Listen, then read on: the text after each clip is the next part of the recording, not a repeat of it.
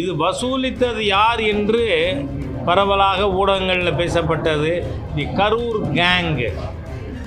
நீங்கள் பார்த்தீங்கன்னா அந்த கரூர் கேங் அலுவலகத்திலையும் ரைடு நடந்திருக்கு.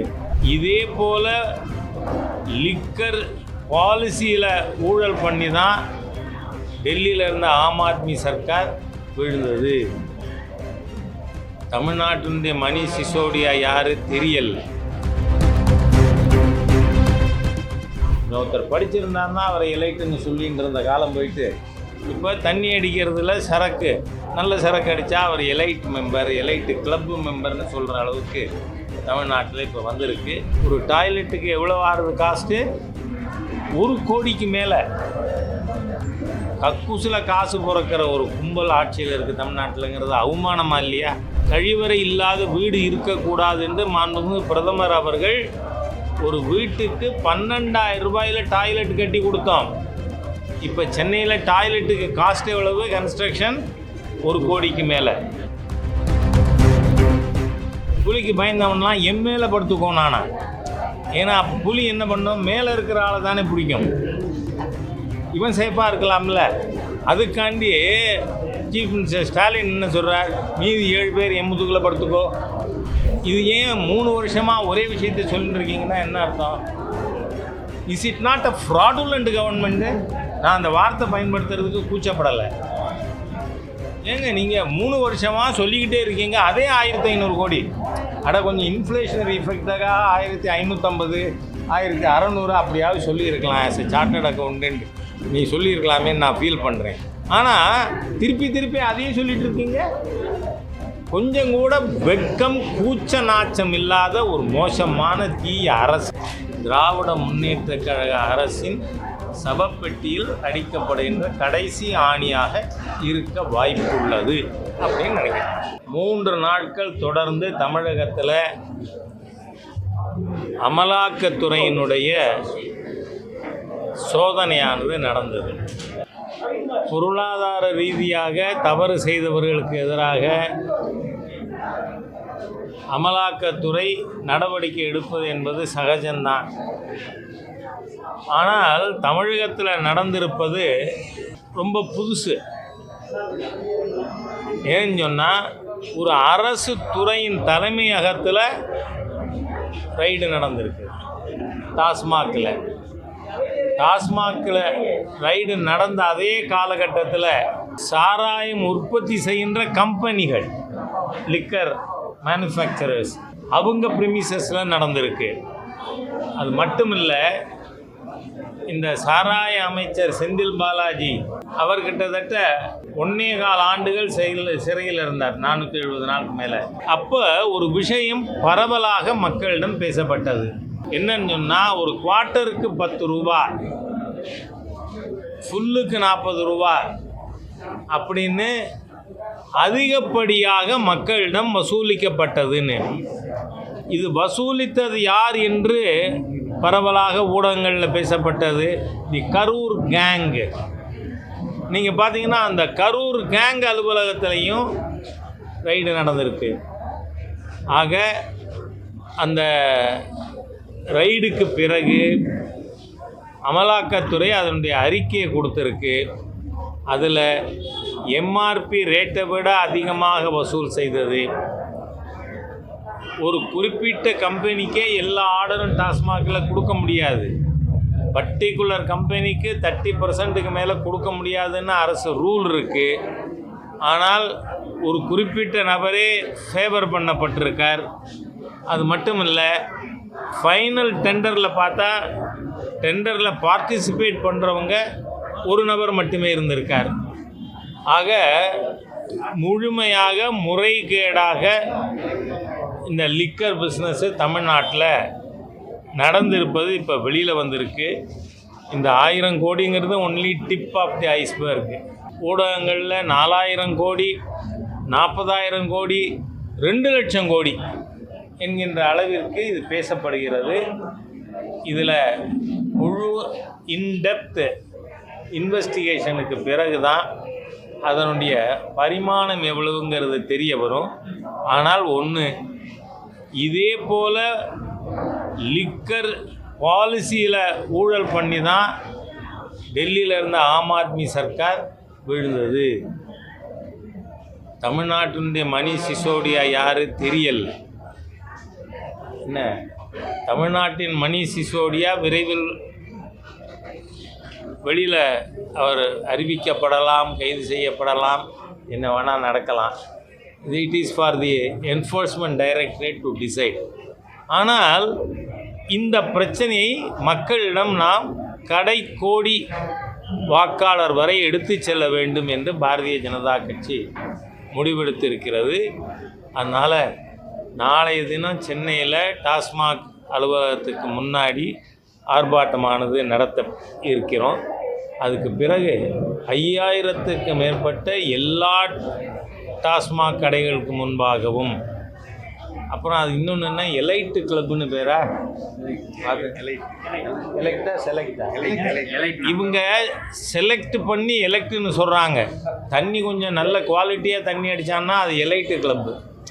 ஒருத்தர் படிச்சிருந்தாருன்னா அவரை எலைட்டுன்னு சொல்லின்னு இருந்த காலம் போயிட்டு, இப்போ தண்ணி அடிக்கிறதுல சரக்கு நல்ல சரக்கு அடித்தா அவர் எலைட் மெம்பர், எலைட்டு கிளப்பு மெம்பர்னு சொல்கிற அளவுக்கு தமிழ்நாட்டில் இப்போ வந்திருக்கு. இது ஊழலின் ஒரு அம்சம்தான்.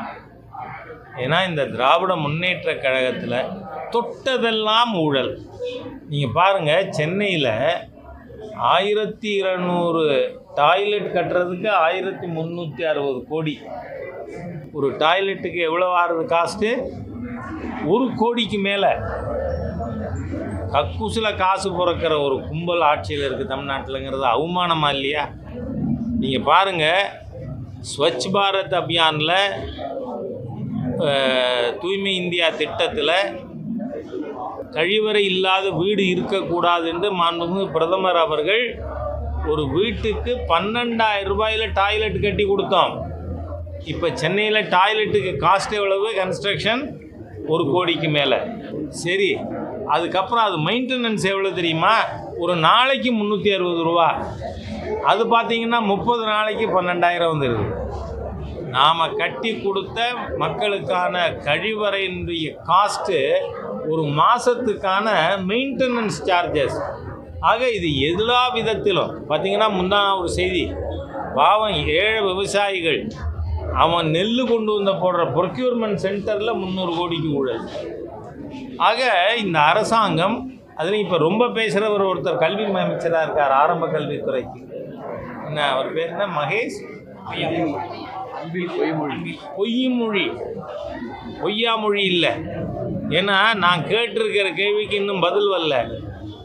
சென்ட்ரல் கவர்மெண்ட்டு கம்ப்யூட்டர் எஜுகேஷனுக்காக அது தனி ஸ்கீம், அது வந்து பிஎம்ஸ்ரீ ஸ்கீமில் வராது. அதுக்கு மத்திய அரசாங்கம் இதுவரை 1058 கோடி கொடுத்துருக்கு, ஒவ்வொரு ஆண்டும் கொடுத்து கொண்டு இருக்கு. அதுக்கு என்ன condition? Qualified computer teacher appoint பண்ணணும். எந்த ஸ்கூல்லையாவது பண்ணியிருக்கீங்களா? நீங்கள் சிவகங்கை மாவட்டத்தில் பொய்ய வயலுங்கிற ஊரில் கம்ப்யூட்டர் சிஸ்டத்தை ஆன் பண்ண போன பையன் ஷாக் அடித்து செத்து போயிட்டாப்புல. காரணம் என்ன? அந்த லேபரேட்டரிக்கு கனெக்ஷன் கொடுக்கறத எர்த்து கூட கொடுக்கல. ஒரு பையன் வந்து இறந்து போயிருக்கார். ஆக computer teacher, qualified teacher appoint பண்ணலை. 1. 2வது, எல்லா மாநிலங்களிலும் இந்த ஸ்கீமில் கம்ப்யூட்டருக்காக தனி புத்தகம் போடணும்னு சொல்லியிருக்கு. டெக்ஸ்ட் புக்கு போடலை. தமிழ்நாட்டில் விஞ்ஞான பாடத்தினுடைய கடைசி 3 பக்கம் மட்டும்தான் கம்ப்யூட்டருக்கு. தனி புக்கு போடணும், அதுக்கு காசு கொடுக்குறாங்க, அதையும் வாயில் போட்டுடுறாங்க திரவிடியன் ஸ்டாக். ஆக தொட்டது எல்லாத்துலேயும் ஊழல். அதனால் இந்த டாஸ்மாக் ஸ்கேண்டலை நாம் மக்கள் மத்தியில் எடுத்துகிட்டு போகும்பொழுது திராவிட முன்னேற்ற கழகத்தின் எல்லா விதமான ஊழலும் மக்களிடம் எடுத்து செல்லப்படும். அதாவது இந்த புலிக்கு பயந்தவன்லாம் எம்மேல படுத்துக்கோம் நானா. ஏன்னா அப்போ புலி என்ன பண்ணோம்? மேலே இருக்கிற ஆளை தானே பிடிக்கும். இவன் சேஃபாக இருக்கலாம்ல. அதுக்காண்டி சீஃப் மினிஸ்டர் ஸ்டாலின் என்ன சொல்கிறார்? மீதி 7 பேர் எம்முதுக்குள்ளே படுத்துக்கோ. இது என்ன சொல்லியிருக்கு? டீலிமிட்டேஷனில் இங்கே நல்ல வேளையாக மாண்புமிகு உள்துறை அமைச்சர் திரு அமித்ஷா அவர்கள் கோயம்புத்தூரில் இருந்தார் அன்றைக்கி. அவர் தெளிவாக சொல்லியிருக்கார், எந்த தென் மாநிலங்களோ கிழக்கு மாநிலங்களோ எந்த மாநிலமும் பாதிக்கப்படாமல் ப்ரோரேட்டாவில் நாம் டிஸ்ட்ரிபியூட் பண்ணுவோம் அப்படின்னு. அதனால் இந்த கூட்டமே இவங்க இப்போ ஒரு தீர்மானம் போட்டாங்கல்ல சட்டமன்றத்தில், அது மாதிரி தான். It is infructuous, it's not needed. தமிழக அரசுடைய இந்த பட்ஜெட் அறிவிப்பு, தொடர்ந்து வேளாண் பட்ஜெட் அறிவிப்பு, அதை எப்படி பார்க்குறீங்க? தேர்தல் வரும்போது அதுக்கான ஒரு முன்னணி அறிவிப்பு. அதாவது நான் பட்ஜெட் அறிவித்த உடனேயே என்னோடய பத்திரிகையாளர்கள் கூட்டத்தில் சொல்லியிருந்தேன், இது 26க்கான தேர்தல் அறிக்கை தான். நீங்கள் இவங்க அறிவிச்சிருக்கிறது எதையாவது செய்தால் தானே அதை பற்றி நாம் அர்த்தத்தோடு விவாதிக்க முடியும். ஒன்றும் இல்லை, 2000 ஏக்கரில் சென்னைக்கு பக்கத்தில் புதிய நகரம் உருவாக்க போகிறோம்னு சொல்லியிருக்கார். இந்திரபிரஸ்தம் மாதிரியா நான் உருவாக்க போகிறேன்னு தினந்தோறும் ஒரு ஃப்ளக்ஸ் வச்சுருவோம். இன்றைக்கி 2000 ஏக்கரில் என்ன வேலை நடந்ததுன்னு கேட்டுக்கிட்டே இருப்போம். நீங்கள் பாருங்கள், இந்த கூவம் ஆற்றில் அடையாறில் அதை நல்ல புதிய லுக்கு கொடுக்கறதுக்கு எவ்வளவு கோடி ரூபாய் செலவு பண்ண போகிறதா சொல்லியிருக்காங்க? 1500 கோடி. 21-22 அதே 1500 கோடி அறிவித்தாங்களா? அப்போ இருந்தால் நிதியமைச்சர் பிடிஆர் தியாகராஜன் அறிவித்தார். அதுக்கப்புறம் இதே நிதியமைச்சர் போன வருஷ பட்ஜெட்லேயும் அறிவிச்சிருக்கார், இந்த வருஷமும் அறிவிச்சிருக்கார், அடுத்த வருஷமும் அறிவிப்பார். ஏன்னா அந்த அறிவித்த பிறகு தானே அவன் வீட்டுக்கு போக வேண்டியிருக்கு. என்ன இப்போ இது ஏன் 3 வருஷமாக ஒரே விஷயத்தை சொல்லிட்டு இருக்கீங்கன்னா என்ன அர்த்தம்? Is it not a fraudulent government? நான் அந்த வார்த்தை பயன்படுத்துறதுக்கு கூச்சப்படலை. ஏங்க நீங்கள் 3 வருஷமாக சொல்லிக்கிட்டே இருக்கீங்க அதே 1500 கோடி. கொஞ்சம் இன்ஃப்ளேஷனரி இஃபெக்டாக 1550, 1600 அப்படியாவது சொல்லியிருக்கலாம். ஆஸ் எ சார்ட்டர்ட் அக்கௌண்டன்ட் நீ சொல்லியிருக்கலாமே நான் ஃபீல் பண்ணுறேன். ஆனால் திருப்பி அதையும் சொல்லிகிட்டு இருக்கீங்க. கொஞ்சம் கூட வெட்கம் கூச்ச நாச்சம் இல்லாத ஒரு மோசமான தீய அரசு. அதனால தான் நீங்கள் சொல்கிறீங்க. இல்லைன்னா சொல்லுவீங்களா? அப்போ படிக்கிற பொழுதே ஃபினான்ஸ் மினிஸ்டருக்கு ஒரு தயக்கம் வந்திருக்க வேணாம், ஒரு வெட்கம் வந்திருக்க வேணாம்? இல்லையே, படிக்கிறார். அதனால் இந்த பட்ஜெட்டே 26 தேர்தலுக்கான தேர்தல் அறிக்கை. அதோடு மட்டும் இல்லை, இவர்கள் ஆட்சிக்கு வந்தப்போ 21 மார்ச் 31 தமிழகத்தினுடைய மொத்த கடன் 4,33,000 கோடி. இப்போ 31/3/26 எவ்வளவு இருக்கும்னு சொல்லியிருக்காங்க? 9,29,000 கோடியே, 29,600 கோடி. அப்போ 125% கடன் கூடியிருக்கு. அப்படின்னா நீங்கள் என்ன பண்ணியிருக்கீங்க? கடன் வாங்கி கறி சமைச்சு சாப்பிட்டுக்கிட்டு இருக்கீங்க, அவ்வளவுதான். ஆகவே தமிழகத்தினுடைய நிதி ரீதியிலான மரண வாக்குமூலம் கொடுத்துருக்காரு இந்த பட்ஜெட். நான் என்ன சொல்கிறேன், it is for the enforcement directorate and the court to decide. நாங்கள் இவ்வளவு நாட்கள் இவருக்கு சிரச்சேதம் பண்ணுங்க மன்னராட்சியா? இல்லை, ஜனநாயக அரசு. அதனால் அது நீதிமன்றமாக அமலாக்கத்துறையும் அதை பார்ப்பாங்க. ஆனால் நம்மளுக்கே ஒரு அசஸ்மெண்ட்டு, இந்த அமலாக்கத்துறையினுடைய அறிக்கையின் அடிப்படையில் பார்ப்போமேயானால் இது திராவிட முன்னேற்றக் கழக அரசின் சபப்பெட்டியில் அடிக்கப்படுகின்ற கடைசி ஆணியாக இருக்க வாய்ப்புள்ளது அப்படின்னு நினைக்கிறேன்.